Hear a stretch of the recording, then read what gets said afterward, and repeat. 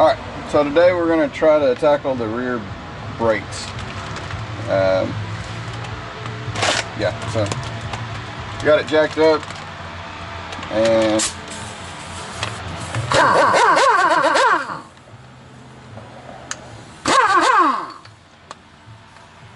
alright.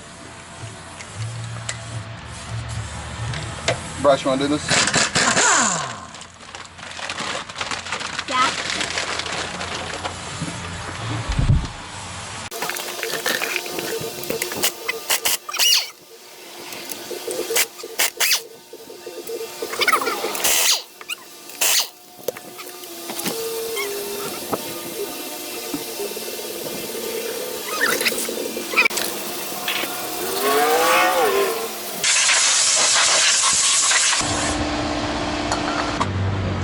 Never done C3 Corvette brakes.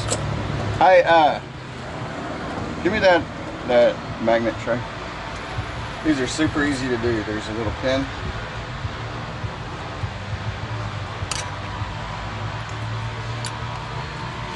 Just I need to clean that up on a wire wheel.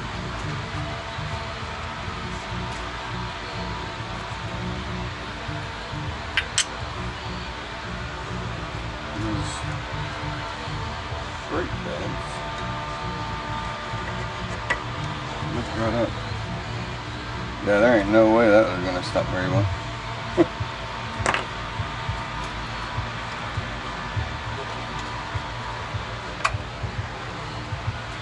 Is it been weared down? Oh yeah, those cells are going. Or is it the fluid that is on it? See that? Yeah.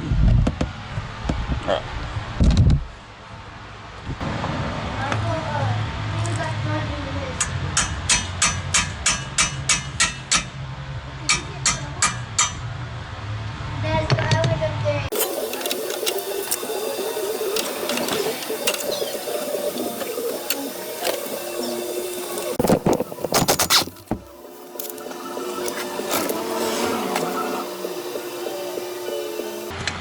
Now to get the rotors off, these are riveted on. I'm gonna have to do it for all four. That's gonna suck. But I do it, so I'm gonna get it. Sure.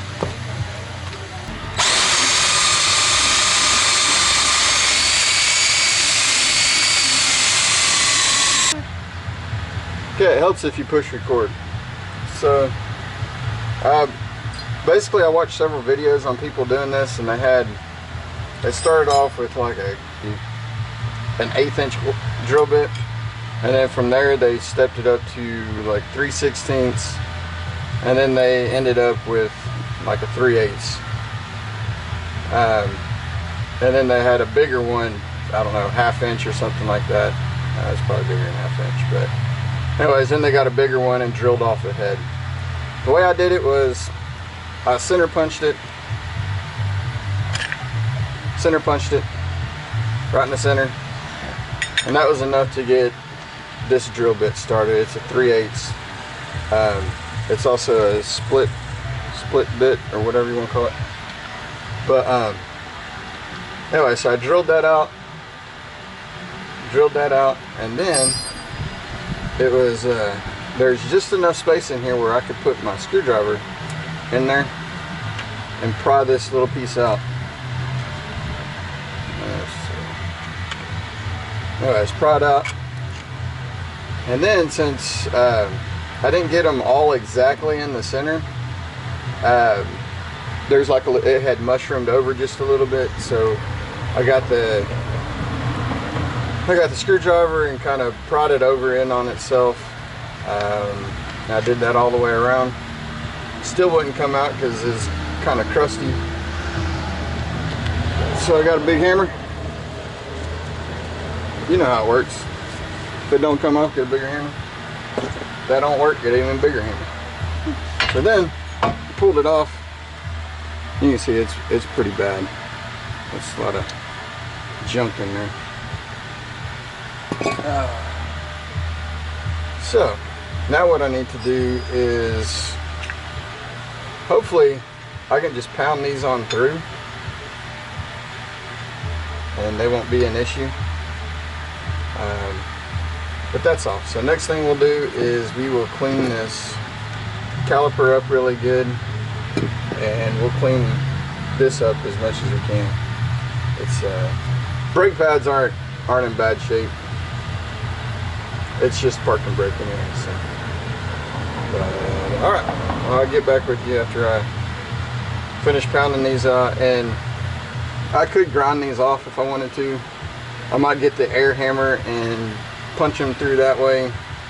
There's just a whole bunch of ways you can actually do it. So yeah, all right, so the next thing to do is clean that up and rebuild that. Get ready to go. All right, let me show you the powder coating system I got. I bought this off of Craigslist for 20 bucks, I think, something like that.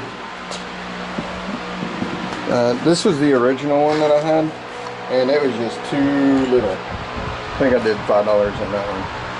So really your only drawback on powder coating is how big your oven is. I'd like to have an old oven pulled out of a house, like stuffed up under there would be nice. And I could fit something as big as probably a rim or something in there. But it'll need 220 volts, and I don't want to run anything over there. But so let me show you this.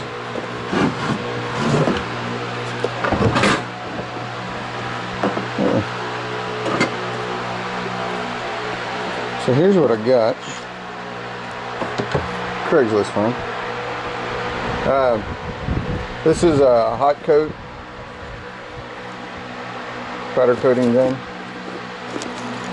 from East Coast. I forget what it is. Oh, Eastwood Company. Okay. Anyways, basically you'll put your ground on your part. You hold that button down and pull the trigger, and your powders are down there. You just get whatever color you want, screw it into there, and hook this up to your air and get after it. You coat it real good. Once you're done coating it, you don't want to touch it or bump it or anything. Stick it in there at 400 degrees. Once it flashes, you leave it in there for 20 minutes, and then after that 20 minutes, let it cool off and you're done.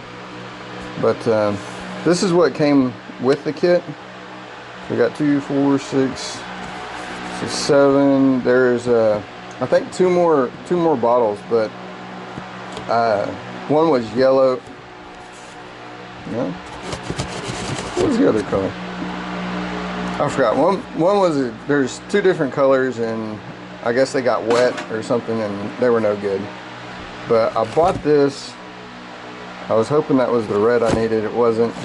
And then had this for like a clear coat gloss finish. But yeah, so there's that. Alright, so what I'm going to do is kind of clean this up a bit, get as much of the stuff off as I can, oil and all that. Then I'll be throwing this in the, I'll be doing a couple things. One, I'll be putting it in the sandblaster, and then another thing is whenever I go to paint it, it needs to have all that oil and stuff in there.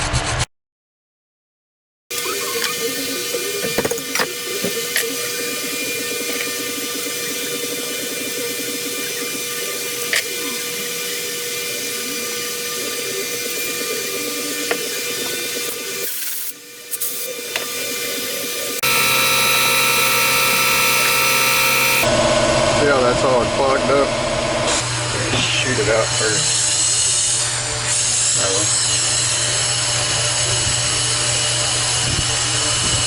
That's not good.